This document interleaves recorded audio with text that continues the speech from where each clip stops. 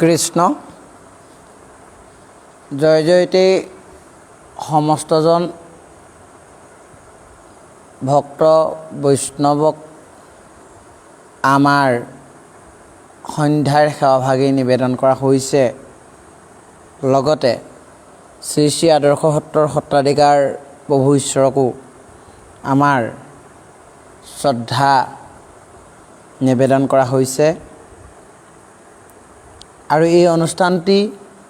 গীতা পাঠ অনুষ্ঠানটি যিসকলে মহান ব্যক্তিৰ প্ৰচেষ্টাত আজি আপোনালোকৰ কৃপাৰ জৰিয়তে এই পৃথিৱীৰ সমস্ত অশুভ অসূয়াখিনি দূৰগতৰ উদ্দেশ্যে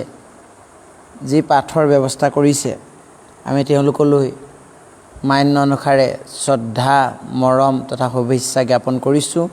যাতে ভৱিষ্যত দিনলৈ আপোনালোকে এনে সুন্দৰ সুন্দৰ কাৰ্যবিলাক সফল সম্পাদিত কৰিব পাৰে, তাকে আমি কামনা কৰিছোঁ। আৰু এই পাঠৰ মাহাত্ম্যৰ জৰিয়তে মহাপ্ৰভুৰ পদপংকজত সেৱা জনাইছোঁ, যাতে পৃথিৱীত যি মহামাৰী ত্ৰাস হৈ আছে, এই ত্ৰাসৰ পৰা যাতে সমস্তজনে পৰিত্ৰাণ পায়, তাৰ কাৰণেই ভগৱন্তৰ চৰণত আমি প্ৰাৰ্থনা জনাইছোঁ। আহক আমি পাঠ আৰম্ভ কৰোঁ। আৰু পাঠৰ লগতে আমাৰ সীমিত জ্ঞানে আমি ক্ষুদ্ৰমান পৰ্যালোচনা কৰিবলৈ চেষ্টা কৰিম। আমাক আয়োজক সমিতিৰ নৱপল্লৱ বৰাই জনাইছে যে পাঠৰ মাজতে অকণমান যদি পৰ্যালোচনা হয়, ৰাইজেও যথেষ্টখিনি ভাল পাব বা উপকৃত হ'ব। মাত্ৰ আমি মান্য অনুসাৰে আমাৰ সীমিত জ্ঞানেৰে আমি মাত্ৰ চেষ্টা কৰিম। আজি আমাৰ সৌভাগ্য, আমাৰ আজি নৱম অধ্যায়ৰ ৰাজবিদ্যাৰ ৰাজগুহ্য যুগ আৰম্ভ হ'ব। গতিকে আমি সময় প্ৰতি লক্ষ্য ৰাখি পাঠ আৰম্ভ কৰিবলৈ লৈছোঁ। কৃষ্ণ হৰি ৰাম কৃষ্ণ শংকৰ গুৰু হৰি ৰাম ৰাম ৰাম ৰাম হৰি ৰাম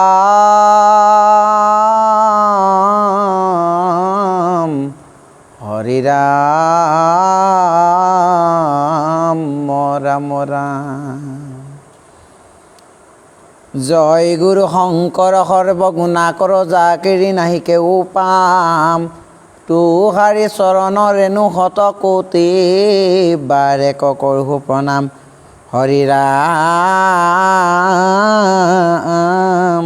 ৰাম ৰাম।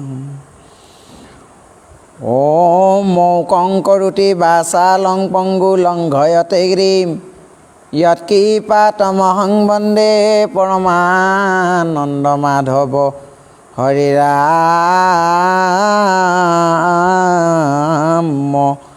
राम राम।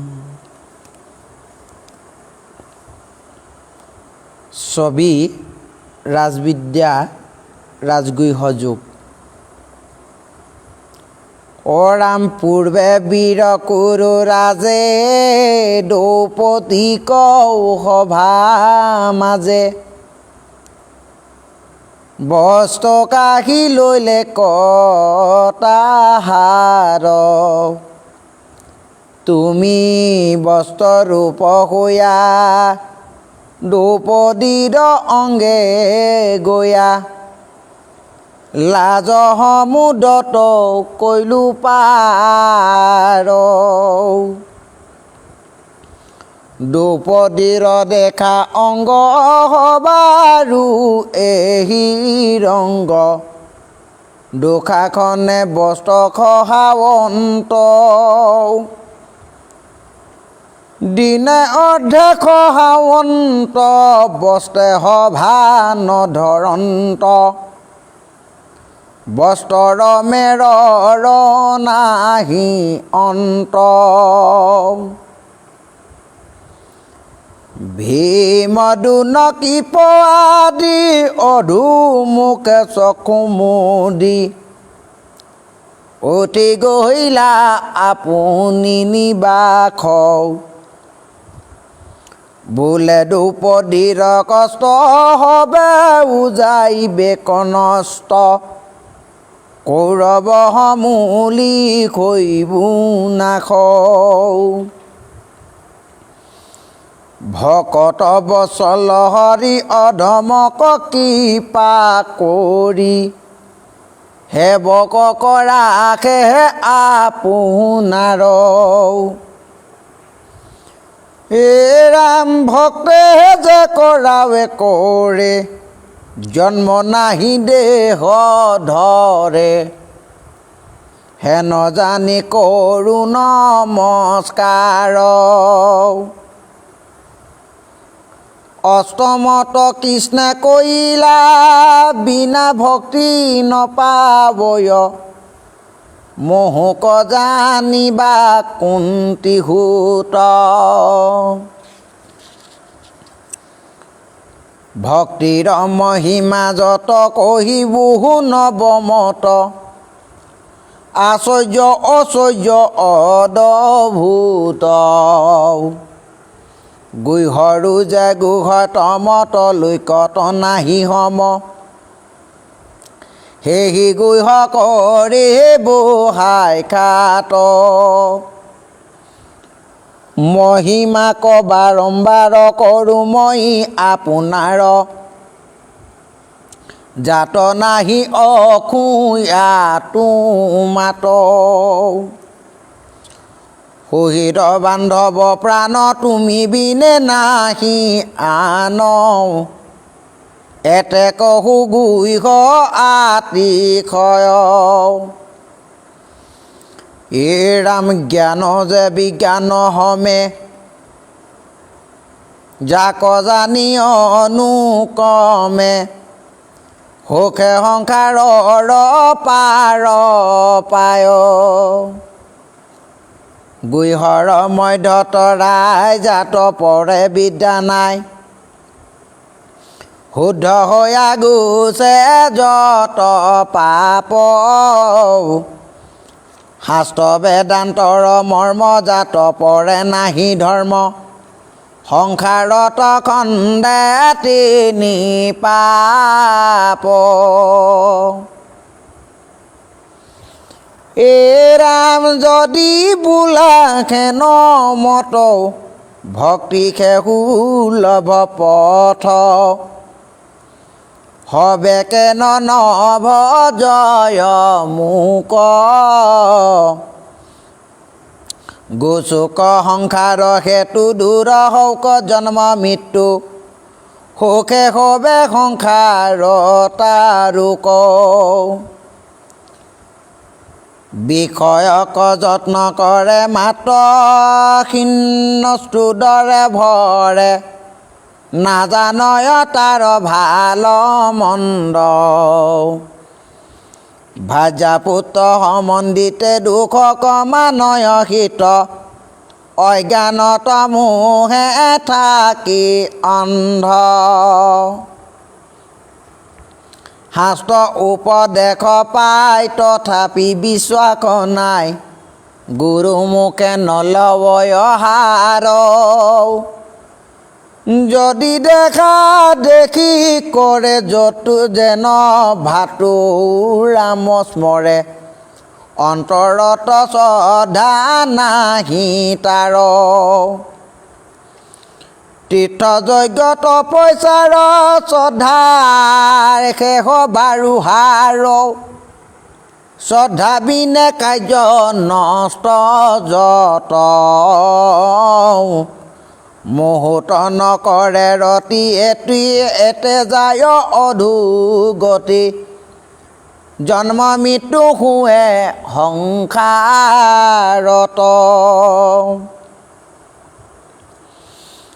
অব্যক্ত মই স্বৰূপত ব্যাপী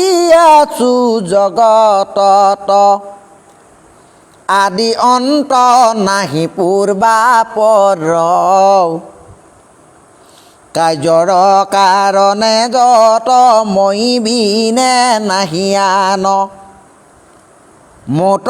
আছে যত চৰাচৰ জগতৰে যত পানী সকলো মুঠেকে আছে মই নাথাকো তাক সম্বাতি সবাহাটো মই খেৰহো তভু কৰোঁ সংগে নোখো ইহাক জানিবে ভাল মতে এ ৰাম যদি বুজেবে বোলাহে নহকি তোমাতে আছো আমি তুমি কেনে নাথাকা আমাত দেহ বস্ত্ৰ যেন ধুই অনন্য সংযোগ হৈ দুইটো দুই আছয় সাক্ষাত গুহ গুহতৰ সখী গুহতম যাক দেখি তাহাৰ ভেদ কহোঁ শুনি ক বেদ শাস্ত্ৰ পুৰাণত নিৰূপিক হয় যত তাকে গুহ বোলে সৰ্বলোক জ্ঞান বিজ্ঞান কলোক অনুভৱে বোলে মোক সেহি গুহতম নিৰূপম দুইটো ব্যতিৰ একেতত নিজ ভগৱন্ত মত নিশ্চয় জানা এহি গুহতম যেন কুৰ ভাৱ সৰ্প বিষ গৰ্বে কৰে দৰ্প মন্ত্ৰ শুনি চপৰাৱে মাথ ইটো ঘোৰ ইটো সংসাৰত সুখে নৰ পাৱে পাৰ মুঠ অল্প ভক্তি কৰি মাত্ৰ অব্যক্ত ঈশ্বৰ হৈ ৰততে আছো মই মুঠ শ্ৰদ্ধা নকৰয় নৰ বোলে নাৰায়ণ অংশে কৃষ্ণ একয় অৱতাৰ নিজ নাৰায়ণে খে ঈশ্বৰ এহি কৃষ্ণ শৰীৰত কোটি যে ব্ৰহ্মাণ্ড যত সবে আছা যত চৰাচৰ তভু নাহি শ্ৰদ্ধাৰতি তাতে যাই অধোগতি তাৰ ফল নৰকত মাতৰ এৰা মানয় অৱতাৰ গোলাকতো অংকে কতো কলা মই পূৰ্ণ ব্ৰহ্ম সনাতন পৃথিৱীৰ খন্দিভাৰ ইয়াতে খওঁ অৱতাৰ নিশ্চয় জানা মই নাৰায়ণ হে ৰাম ব্ৰহ্মজনী মুঠ তত কহিলন্ত নাৰদত ব্যাসত কহিলাত পুধনে পুৰাণৰ ইটো হাৰ ভাগৱত নাম তাৰ এৰাম ব্যাসে কৰি পৰম যতনে তান পুত্ৰ শোক মুনি তাক পঢ়াইলনে ত আনি শোকে লোকে কৰিল পচাৰ বোলে দৈৱকীৰ গৰ্ভে ব্যক্ত আশী ভৈলা ব্ৰহ্মা পূৰ্ণ ব্ৰহ্ম কৃষ্ণ অৱতাৰ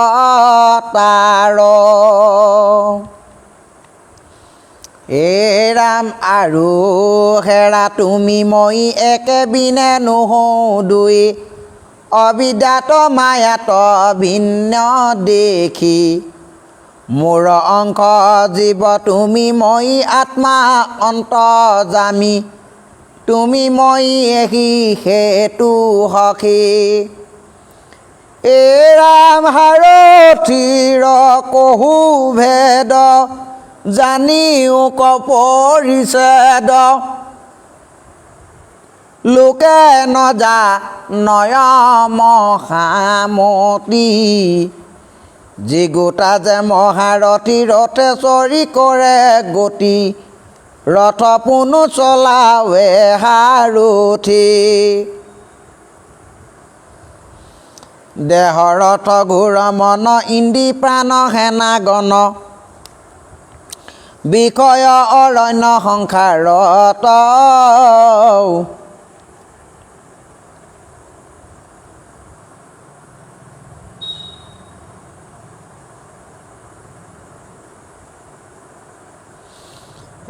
ৰাম ৰাম ৰাম সাৰথি কহু ভেদ ৰথে চৰে কৰে গতি ৰথ পুনু চলাৱে সাৰথি দেহ ৰথ ঘোৰ মন ইন্দ্ৰী প্ৰাণ সেনাগণ বিষয় অৰণ্য সংসাৰত চিত্ত বুদ্ধি ধনু বান লোভ মোহ সুসন্ধান ভোগ গয়া মৃগয়া ভুইলা তাৰ তুমি জীৱ ৰূপ ধৰি দেহ গোট ৰথ কৰি সংসাৰৰ প্ৰৱৰ্তন যিটো অন্তৰ্যামী ৰূপ হৈ সবাকে চলাওঁ মই তোমাৰ সাৰথি এই হেতু অব্যক্ত অব্যক্ত মই স্বৰূপত ব্যাপী আছো জগতত আদি অন্ত নাই পূৰ্বাপৰ যত কাৰ্য কাৰণ মই বিনে নাহিয়ান মোতই আছে যত চৰাচৰ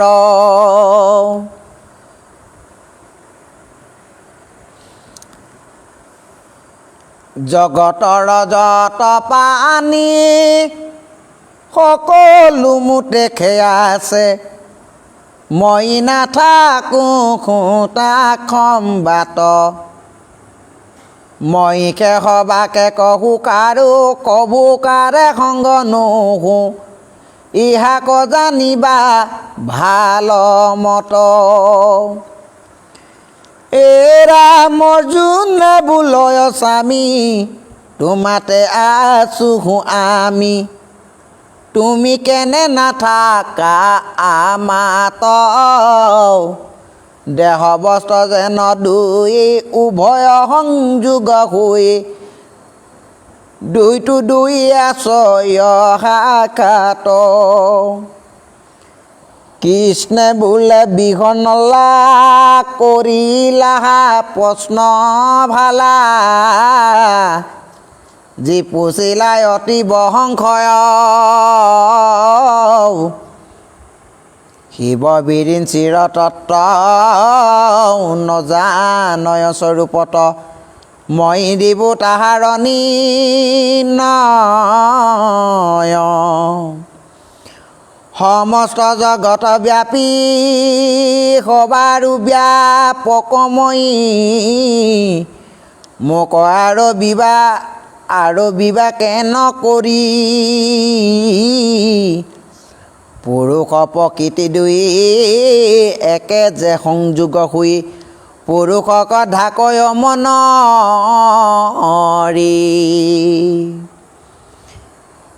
ৰাম মোহ এৰি পুৰুষে যে থাকিতে পাৰ যদি দেহ তথা কন্তে ঘতে মূৰ পৃথিৱীত আছে লোকত পৃথিৱী নাই মোৰ জানা এহি পতন্তৰ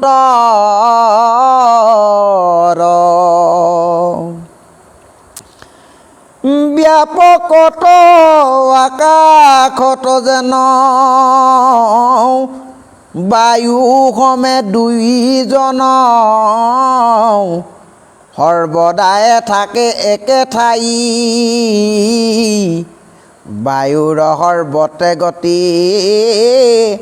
আকাশত সুস্থিতি তবু দুইৰো সংগ নাই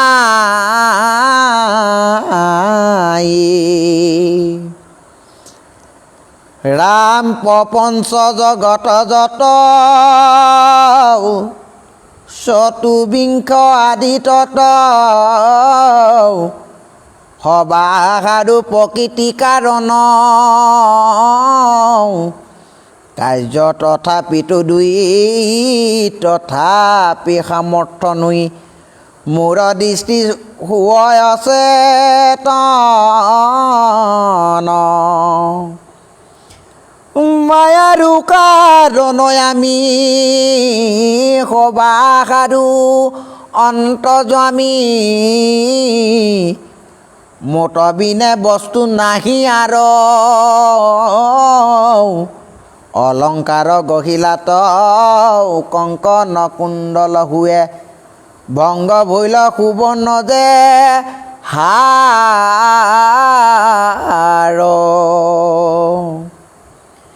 লীলাক আশ্ৰয় কৰি মূৰ যোগ মায়া ধৰি জগতক চজুপূৰ্ণ বাৰ যেবে কল্প অন্ত পাই মায়া কমে আখে যায় গুণ হমে সকল সংসাৰ অ ৰাম যোনে বোলনত স্বামী বোলা যে অংশ আমি নিজে কৰ্তা তুমি সাক্ষাৎ জীৱে কিছু নকৰ নকৰিও বিদ্ধ হয় তুমি কেন বদ্ধ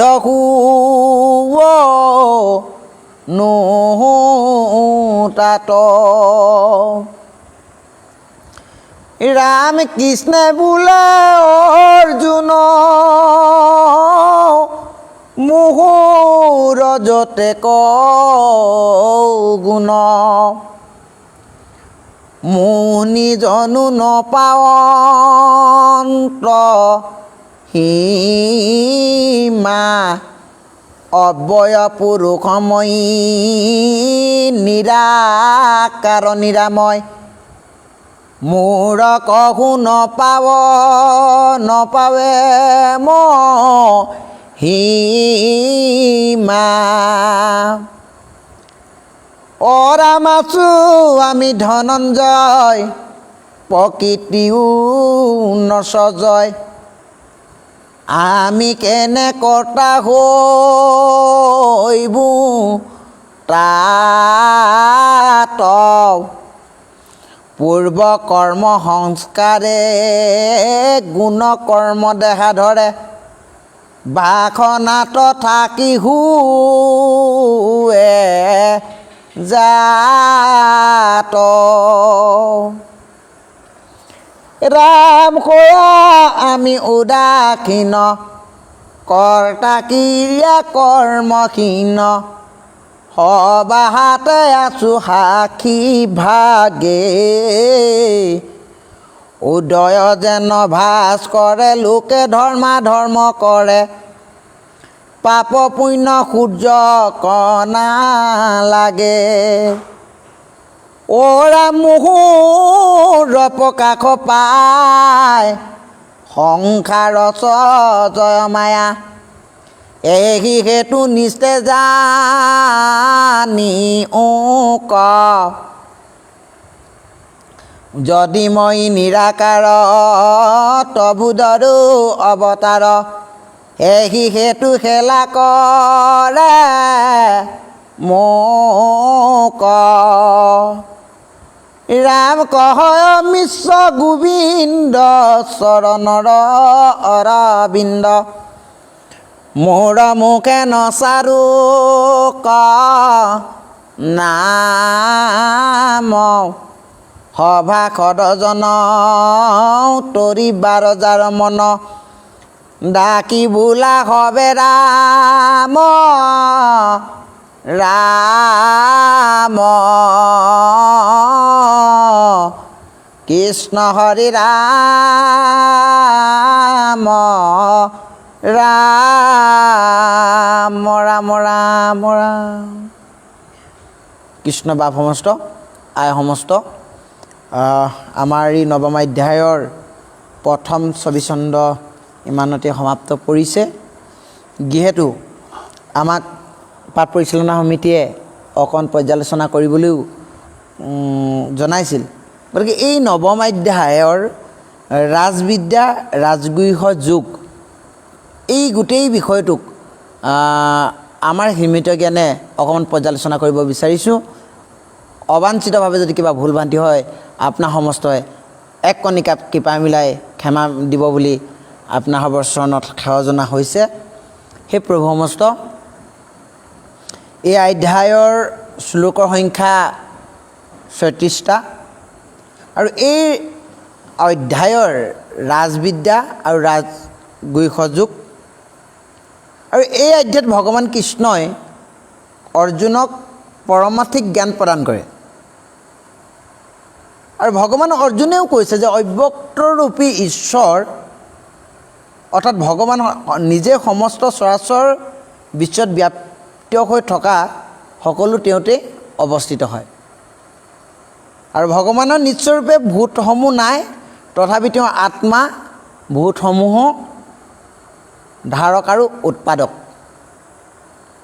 আৰু যিদৰে সৰ্বত্ৰগামী অতিবেগী বায়ু আকাশ থাকে, কিন্তু সেই আকাশত বায়ু নাথাকে, সেইদৰে সমস্ত ভূতৰ পানীত ঈশ্বৰ থাকে,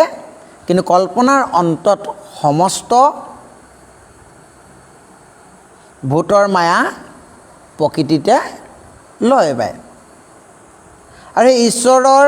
অধ্যক্ষতাৰে বলত প্ৰকৃতিয়ে স্থাৱৰ জংগমক জগতক প্ৰসৱ কৰে। সেই প্ৰভু সমস্ত সেইকাৰণে জগতত পুনঃ উৎপন্ন হৈ থাকে আৰু উৎপন্ন হৈ থকাৰ যি চক্ৰ তাক ঘূৰি থাকে বুলি যি অধ্যায়ে আমাক জনাইছে। আৰু সেইকাৰণে জগতত পৰমেশ্বৰ এই ভাৱ নাজানি মূৰ্খ লোকে মনুষ্যক দেহধাৰী বুলি ঈশ্বৰক অৱজ্ঞা কৰে, কিন্তু মহাত্মাসকলে দৈৱী প্ৰকৃতিৰ আশ্ৰয় লৈ সমস্ত ভূতৰে উৎপত্তিৰ মূল অবিনাশী তত্ত্ব জানি অন্যতম মনে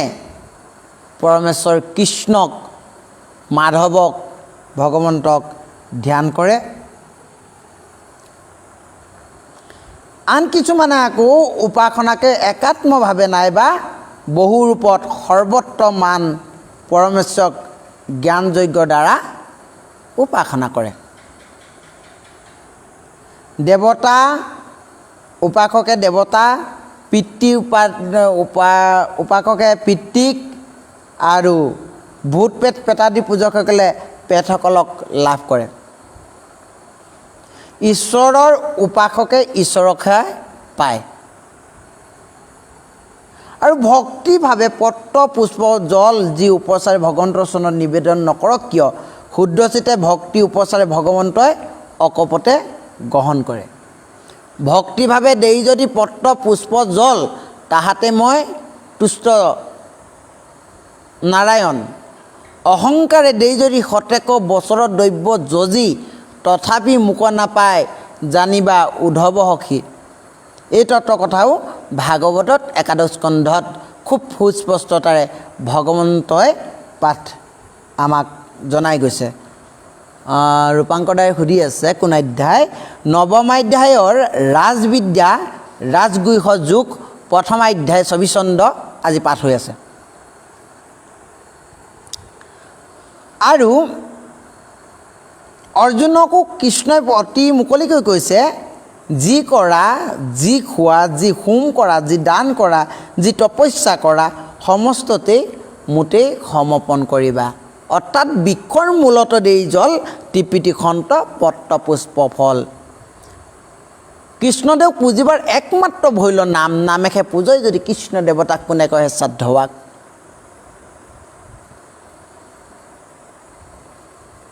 গতিকে এনেদৰে ঈশ্বৰৰ অৰ্পণ বুদ্ধিৰে কাম কৰিলে শুভাশুভ লাভ আমি লাভ কৰিব পাৰিম, মুক্তিৰ পথ প্ৰশস্ত হ'ব আমাৰ, আৰু সন্ন্যাস যোগৰ দ্বাৰা শুদ্ধ চিত্ত হৈ ঈশ্বৰক লাভ কৰিব। এনেদৰে ঈশ্বৰ পৰায়ণ হৈ ঈশ্বৰৰ সৈতে আত্মাক যুক্ত কৰি তেওঁৱে ভক্ত বুলি ভাবি পূজা কৰিলে, সেৱা কৰিলে, সেই ভক্তই নিশ্চিতভাৱে ঈশ্বৰক লাভ কৰিব, ইয়াত কোনো সন্দেহ নাই। অৰ্জুনক এই দিশভাৱ ল'বলৈ কৃষ্ণই বাৰে বাৰে উপদেশ দিছে, আৰু এই অধ্যায়ত এই ভাৱনাকেই দিশতাৰে প্ৰকাশ কৰা হৈছে, যাক ৰাজবিদ্যা বুলি আখ্যান দিয়া হৈছে। আৰু এই গীতাই হ'ল মনুষ্য জীৱনৰ মূল সংবিধান। গতিকে এই সংবিধানক আমি নিজৰ কৰি ল'ব লাগিব, মোৰ কৰি ল'ব লাগিব, তেতিয়াহ'লে আমি আচলতে কৃষ্ণ ভগৱন্তৰ যি ৰূপ লীলা চৰিত্ৰ এইখিনি কথা আমি গম পাম।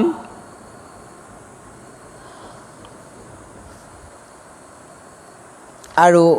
এই তত্ত্বখিনি আমি যদি নিজৰ জীৱনত অনুকৰণ কৰি লওঁ, কৃষ্ণই গীতাত অৰ্জুনক কৈছে, মই কোনোদিনে বেয়া কথা কোৱা নাই, আমিও কোনোদিনে বেয়া কথা নকওঁ। কৃষ্ণই গীতাত কৈছে, আমি কোনোদিনে বেয়া খাদ্য খোৱা নাই, আমি সকলোৱে নিজৰ জীৱনত অনুকৰণ কৰিলে আমি কোনোদিনে বেয়া খাদ্য নাখাওঁ। ঈশ্বৰ কৃষ্ণই কৈছে, আমি কোনোদিনে